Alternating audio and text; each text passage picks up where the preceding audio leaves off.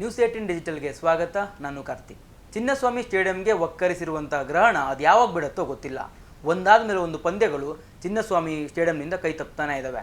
ಇದೀಗ ರಣಜಿ ಫೈನಲ್ ಪಂದ್ಯದಿಂದಲೂ ಕೂಡ ಚಿನ್ನಸ್ವಾಮಿ ವಂಚಿತವಾಗ್ತಾ ಇದೆ. ಚಿನ್ನಸ್ವಾಮಿಯಲ್ಲಿ ನಡೆಸಬೇಕಾಗಿದ್ದಂಥ ರಣಜಿ ಫೈನಲ್ ಪಂದ್ಯ ಇದೀಗ ಸ್ಥಳಾಂತರ ಆಗಿದೆ. ಒಂದು ಕಡೆ ಕರ್ನಾಟಕದ ಕ್ರಿಕೆಟ್ ಅಭಿಮಾನಿಗಳಿಗೆ, ಅದರಲ್ಲೂ ಉತ್ತರ ಕರ್ನಾಟಕ ಭಾಗದ ಕ್ರಿಕೆಟ್ ಅಭಿಮಾನಿಗಳಿಗೆ ಖುಷಿ ಕೊಡುವ ಸುದ್ದಿಯೂ ಕೂಡ ಇದೆ ಇದರಲ್ಲಿ.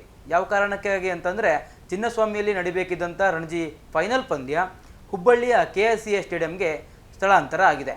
ಇದರ ಜೊತೆಗೆ ಇಲ್ಲಿ ನಾವು ಪ್ರಮುಖವಾಗಿ ಗಮನಿಸಬೇಕು, ಈ ಒಂದು ರಣಜಿ ಫೈನಲ್ ಪಂದ್ಯದಲ್ಲಿ ಕರ್ನಾಟಕ ತಂಡವು ಕೂಡ ಆಡ್ತಾ ಇದೆ. ಕರ್ನಾಟಕ ಈಗಾಗಲೇ ಪ್ರಶಸ್ತಿ ಗೆಲ್ಲುವಂಥ ಫೇವ್ರೇಟ್ ತಂಡ ಅಂತ ಅನಿಸ್ಕೊಂಡಿದೆ. ಅವರ ಪ್ರದರ್ಶನವೂ ಕೂಡ ರಣಜಿ ಟೂರ್ನಿಯಲ್ಲಿ ಆ ಮಟ್ಟಿಗೆ ಇದೆ.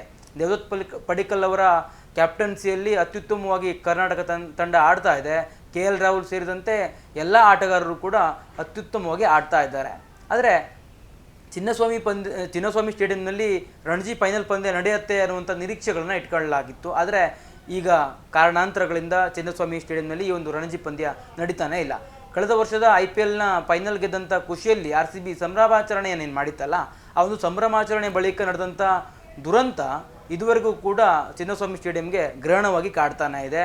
ಚಿನ್ನಸ್ವಾಮಿ ಸ್ಟೇಡಿಯಂನಲ್ಲಿ ಆಗಬೇಕಾಗಿದ್ದಂಥ ಸಾಲು ಪಂದ್ಯಗಳು ಸ್ಥಳಾಂತರ ಆಗ್ತಾ ಇದೆ.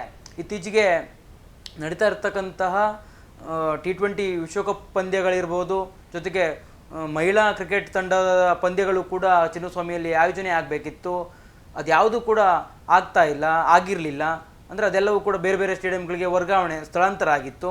ಇದೀಗ ರಣಜಿ ಫೈನಲ್ ಪಂದ್ಯ ಆದರೂ ಆಗತ್ತಾ ಅನ್ನುವಂಥ ಒಂದು ನಿರೀಕ್ಷೆಯಲ್ಲಿ ಬೆಂಗಳೂರಿಗರಿದ್ದರು. ಪ್ರಮುಖವಾಗಿ ಬೆಂಗಳೂರಿಗರು ಚಿನ್ನಸ್ವಾಮಿ ಸ್ಟೇಡಿಯಂನಲ್ಲಿ ಪಂದ್ಯ ಆದರೆ ಹೆಚ್ಚಿನ ಪ್ರಮಾಣದ, ಅದು ರಣಜಿ ಪಂದ್ಯವೇ ಆಗಿರ್ಬೋದು, ಇನ್ಯಾವುದೇ ಟೂರ್ನಿ ಆಗಿದ್ರೂ ಕೂಡ ಹೆಚ್ಚಿನ ಪ್ರಮಾಣದಲ್ಲಿ ಪ್ರೇಕ್ಷಕರು ಹೋಗ್ತಾರೆ.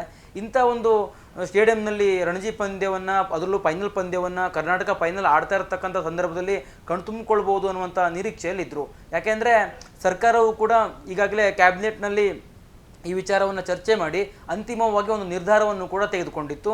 ಚಿನ್ನಸ್ವಾಮಿ ಸ್ಟೇಡಿಯಂನಲ್ಲಿ ಪಂದ್ಯವನ್ನು ಆಯೋಜನೆ ಮಾಡೋದಕ್ಕೆ ಎಲ್ಲ ರೀತಿಯ ಒಂದು ಒಪ್ಪಿಗೆಯನ್ನು ಕೂಡ ಸರ್ಕಾರ ಕೊಟ್ಟಿತ್ತು. ಇಂಥ ಒಂದು ಸಂದರ್ಭದಲ್ಲಿ ಈ ಒಂದು ಫೈನಲ್ ಪಂದ್ಯ ಏನಿತ್ತಲ್ಲ, ರಣಜಿ ಫೈನಲ್ ಪಂದ್ಯ, ಈ ಒಂದು ಫೈನಲ್ ಪಂದ್ಯವಾದರೂ KSCA ಈ ಒಂದು ಚಿನ್ನಸ್ವಾಮಿ ಸ್ಟೇಡಿಯಂನಲ್ಲೇ ನಡೆಸುತ್ತಾ ಅನ್ನುವಂಥ ರೀತಿಯಲ್ಲಿ ಚರ್ಚೆಗಳು ಕೂಡ ಶುರುವಾಗಿತ್ತು. ಕೆಲವೊಂದಿಷ್ಟು ಆಶ್ವಾಸನೆಗಳನ್ನು ಏನು KSCA ಕೊಡ್ತಾ ಇತ್ತಲ್ಲ, ಈ ಒಂದು ಚಿನ್ನಸ್ವಾಮಿ ಸ್ಟೇಡಿಯಂನಲ್ಲಿ ಪಂದ್ಯವನ್ನು ಆಯೋಜನೆ ಮಾಡೋದಕ್ಕೆ ಎಲ್ಲ ರೀತಿಯ ಪ್ರಯತ್ನಗಳನ್ನು ನಾವು ಪಡ್ತಾ ಇದ್ದೇವೆ ಅನ್ನುವಂಥದ್ದು. ಈ ಎಲ್ಲ ಆಶ್ವಾಸನೆಗಳ ಕಾರಣಕ್ಕಾಗಿ ನಿರೀಕ್ಷೆಗಳು ಕೂಡ ಹೆಚ್ಚಾಗಿತ್ತು. ಆದರೆ ಎಲ್ಲರ ನಿರೀಕ್ಷೆಯೂ ಕೂಡ ಈಗ ಹುಸಿಯಾಗಿದೆ.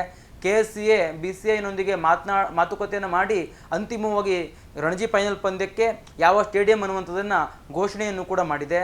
BCCIಗೆ ಈಗಾಗಲೇ ಅಧಿಕೃತವಾಗಿ ಮಾಹಿತಿಯನ್ನು ಕೂಡ ಕರ್ನಾಟಕ ಕ್ರಿಕೆಟ್ ಅಕಾಡೆಮಿಯನ್ನು ಸಂಸ್ಥೆ ಇದೆ KSCA ಈಗಾಗಲೇ BCCIಗೂ ಕೂಡ ಮಾಹಿತಿಯನ್ನು ಕೊಟ್ಟಿದೆ.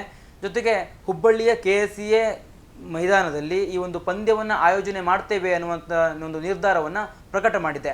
ಉತ್ತರ ಕರ್ನಾಟಕ ಭಾಗದವರು ಈ ಬಾರಿಯ ರಣಜಿ ಫೈನಲ್ ಪಂದ್ಯವನ್ನು ನೋಡ್ಬೋದು. ಅವರಿಗೆ ಒಂದು ಒಳ್ಳೆಯ ರೀತಿಯ ಒಂದು ವ್ಯವಸ್ಥೆ ಅಂತಲೇ ಹೇಳ್ಬೋದು. ಯಾಕಂದರೆ ಈ ಒಂದು ಹುಬ್ಬಳ್ಳಿಯಲ್ಲಿ ಈ ಫೈನಲ್ ಪಂದ್ಯ ನಡೀತಾ ಇರತಕ್ಕಂಥ ಕಾರಣಕ್ಕಾಗಿ ಸುತ್ತಮುತ್ತಲಿನ ಭಾಗದ, ಉತ್ತರ ಕರ್ನಾಟಕ ಭಾಗದ ಕ್ರಿಕೆಟ್ ಪ್ರೇಕ್ಷಕರು ಹುಬ್ಬಳ್ಳಿಯ ಮೈದಾನಕ್ಕೆ ಬಂದು ವೀಕ್ಷಣೆಯನ್ನು ಕೂಡ ಮಾಡ್ಬೋದು. ಅದರಲ್ಲೂ ಇಂಟರ್ನ್ಯಾಷನಲ್ ಪ್ಲೇಯರ್ಸ್ಗಳು ಕೂಡ ಇರ್ತಕ್ಕಂಥ ಕಾರಣಕ್ಕಾಗಿ ಒಂದು ಅತ್ಯುತ್ತಮವಾಗಿರುವಂಥ ಪಂದ್ಯವೇ ಆಗುತ್ತೆ. ಜಮ್ಮು ಕಾಶ್ಮೀರ ತಂಡವು ಕೂಡ ಸಾಕಷ್ಟು ಒಂದು ಬಲಿಷ್ಠ ತಂಡವಾಗಿ ಹೊರಹೊಮ್ಮಿದೆ. ಈ ಬಾರಿಯ ರಣಜಿ ಪಂದ್ಯವೊಂದ ಟೂರ್ನಿಯಲ್ಲಿ ಪ್ರತಿಯೊಂದು ಪಂದ್ಯದಲ್ಲೂ ಕೂಡ ಜಮ್ಮು ಕಾಶ್ಮೀರ ತಂಡ ಅಷ್ಟೇ ಉತ್ತಮವಾಗಿ ಆಡಿತ್ತು.